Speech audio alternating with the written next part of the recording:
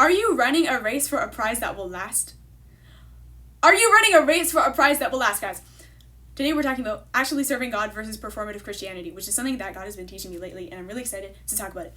So, 1 Corinthians 9 verse 25, Paul is talking about the need for self-discipline. Everyone who competes in these games goes into strict training races. They do it to get a crown that will not last, but we do it to get a crown that will last forever. Therefore, I do not run like somebody running aimlessly. I do not fight like a boxer beating the air. No, I strike a blow to my body and make it my slave so that after I have preached to others, I myself will not be disqualified for the prize. The need for self-discipline.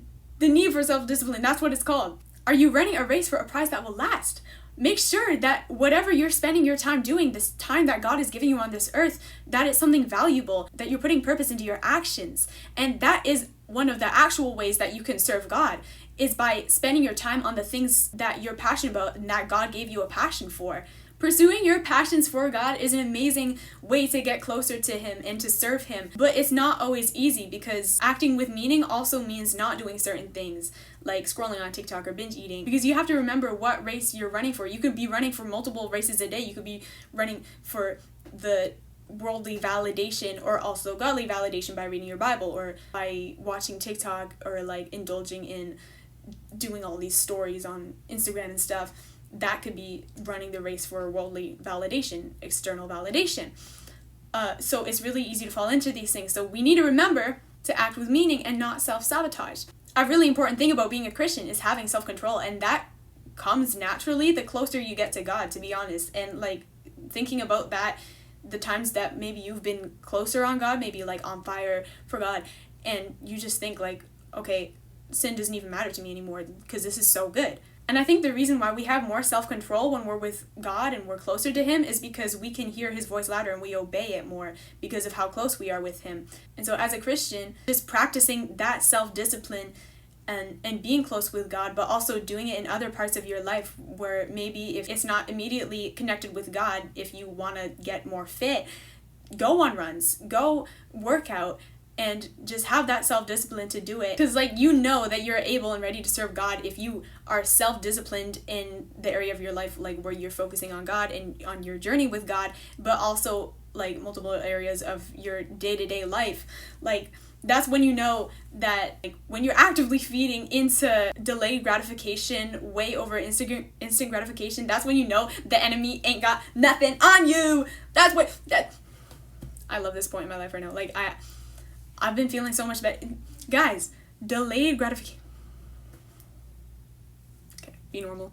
And while we're on the topic of acting with meaning, if God gave you a desire or passion to start something, to make something, to build something, and you know what I'm talking about. When I mention this, I know that you're thinking about a certain thing. Go do it, because God gave you that passion for a reason, and not doing it is sinning against Him. In the parable of the talents, Jesus basically tells us that as servants, we need to invest in whatever our master has given us, which is God. And He's given you something, a life, a soul, a personality. So invest it into His kingdom, because the only thing on earth that we can bring into heaven is other people. And so we need to build His kingdom, and that's a purpose that our actions should be filled with in order to serve Him. And so even if our efforts don't get 100% return rate on people converted to Christianity, we still get 100% return rate on God's blessings for us. Who said that? Who said that? Guys, am I making sense? Okay, Ava, I'm going to go work on my passions and spread the gospel through it. When you embark on that journey, and you're probably already on it, it's so easy to fall into the trap of performative Christianity. So in order to make sure that your actions and your effort with God are not performance-based, we have to understand that the devil loves to make us think that we have to be good enough to call ourselves Christian. And yes, we'll never be good enough, and we'll never deserve what Jesus did for us, but following Jesus doesn't require us to be good enough, because Jesus is. Who said that?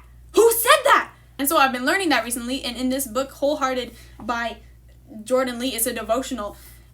Basically, it's day 4, and it's like, becoming a Christian doesn't make us perfect. Rather, it rests in the fact that we don't have to save ourselves. And, like, I love that so much. Like, it's really important to serve God and stuff, but I also love the fact that we can't do anything without him. We can't perform for God because we know that we can't do anything without God. And so really what we can do is humble ourselves and always ponder that every day. And so to ensure the actions that you're taking to serve God are not performance-based, you can remember where you stand in this journey with God, and the efforts that you're taking with God, because you can't do anything without him. You can ask him for strength, but you cannot perform for him because nothing is possible without Jesus. And so I'm just going to end off with this. We can place our hope, joy, purpose, and I highlighted that, and salvation in Jesus. And when we do, no performance is required. There's no condemnation no more, and there is no shame. I love that, and I love you guys. Peace out, guys, and I love you so much. And new vids coming soon.